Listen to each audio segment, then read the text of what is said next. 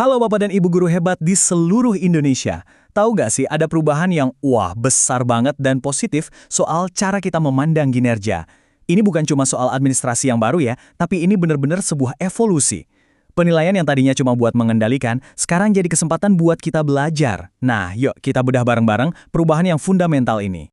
Nah, penting banget buat kita sadari, ya, kalau perubahan ini tuh bukan inisiatif yang tiba-tiba muncul sendiri, sama sekali bukan. Ini adalah bagian dari gerakan besar kita bersama, yaitu Merdeka Belajar.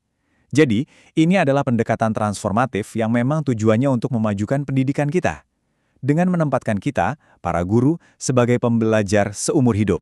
Coba deh, kita jujur-jujuran sebentar. Bapak dan Ibu pernah ngerasa nggak sih kalau penilaian kinerja itu rasanya kayak ujian, kayak lebih fokus nyari-nyari salahnya kita, daripada beneran ngebantu kita jadi guru yang lebih baik?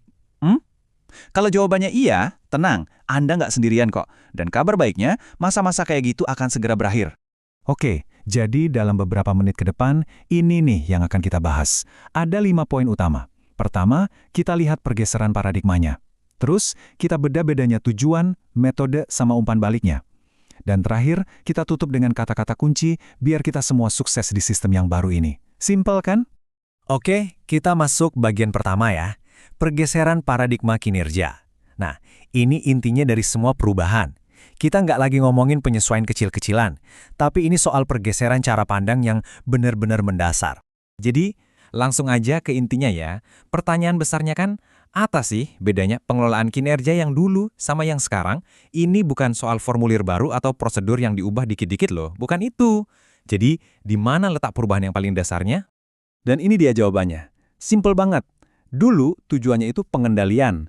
Sekarang tujuannya pembelajaran. Coba deh perhatikan, cuma satu kata ini, dari pengendalian ke pembelajaran. Itu mengubah segalanya. Ini fondasinya, ini dasar dari semua yang akan kita omongin setelah ini. Oke, karena kita udah paham perubahan dasarnya, sekarang kita lanjut ke bagian 2, tujuan. Kita akan gali lebih dalam lagi, apa sih artinya pengendalian lawan pembelajaran itu dalam praktek kita sehari-hari.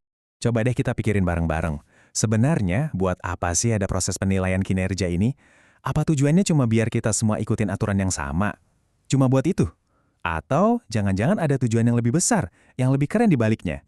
Kalau dulu, tujuannya yaitu pengawasan ketat. Ada standar, Anda dinilai berdasarkan standar itu. Udah, selesai, titik. Tapi sekarang fokusnya beda banget. Fokusnya itu peningkatan kualitas lewat apa yang kita sebut dialog kinerja. Kelihatan kan bedanya? Dari yang tadinya monolog, satu arah, sekarang jadi dialog yang membangun. Terus apa sih dialog kinerja itu? Gampangnya gini, ini adalah obrolan. Obrolan yang terus-menerus dan saling mendukung, fokusnya bukan nyari-nyari salah, tapi fokusnya itu ke pertumbuhan, refleksi, dan yang paling penting, hasil belajar siswa kita. Contohnya nih, biar kebayang. Daripada atasan bilang, nilai ujian siswa Bapak di bawah standar. Dialognya jadi, Pak, saya lihat anak-anak agak kesulitan ya di topik pecahan. Kira-kira gimana ya kalau kita coba pendekatan baru? Terus, dukungan apa nih yang Bapak butuhkan dari saya? Nah, kerasakan bedanya? Sip, kita lanjut ke bagian 3 ya, metode. Tadi kan kita udah ngomongin kenapanya, sekarang kita bahas gimananya. Gimana proses ini dijalankan? Logisnya sih, kalau tujuannya udah beda, caranya juga pasti beda dong, ya kan? Nah, ayo kita lihat bedanya itu kelihatan kayak gimana sih di kegiatan kita sehari-hari? Dulu tuh metodenya cuma kepatuhan, kayak dikasih checklist, terus ya udah tinggal dicentang-centang aja. Kaku banget. Nah, sekarang metodenya itu sebuah proses yang jalan terus. Dan ini yang penting, kesalahan itu nggak lagi dianggap kegagalan. Justru, kesalahan itu jadi data yang berharga banget buat kita refleksi dan jadi lebih baik lagi. Dan yang bikin ini semua jadi makin praktis, pendekatan baru ini tuh udah nyambung langsung loh di dalam platform Merdeka Mengajar. Jadi, kita nggak ngomongin tumpukan kertas lagi nih. Tapi ini jadi alat digital yang emang dirancang untuk mendukung proses refleksi dan peningkatan kita terus-menerus. Oke, kita masuk bagian keempat. Nah, yang ini krusial banget, umpan balik atau feedback. Soalnya cara kita ngasih dan nerima feedback itu kan intinya dari semua proses pengembangan diri, ya kan?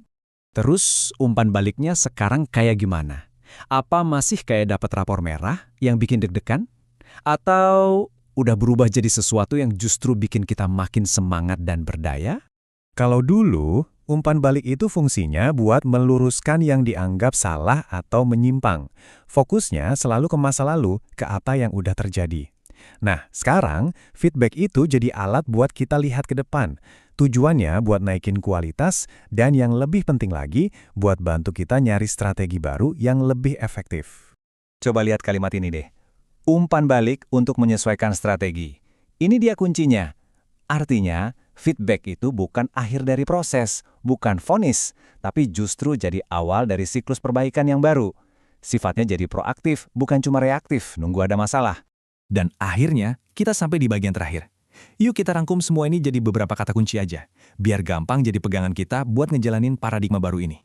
Jadi, kalau Bapak dan Ibu cuma boleh ingat beberapa hal dari obrolan kita hari ini, nah ini dia kata-kata kuncinya. Kata-kata yang benar-benar ngerangkum semangat dari pengelolaan kinerja yang baru.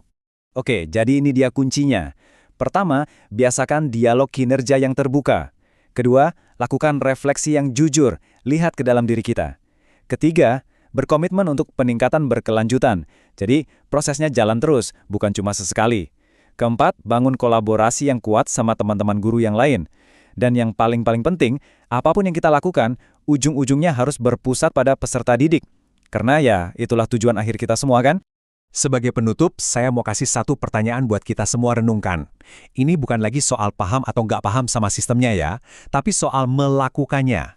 Jadi pertanyaannya adalah, setelah tahu semua ini, langkah nyata pertama apa yang akan Bapak dan Ibu ambil untuk memulai sebuah percakapan kinerja yang beneran bermakna di sekolah masing-masing?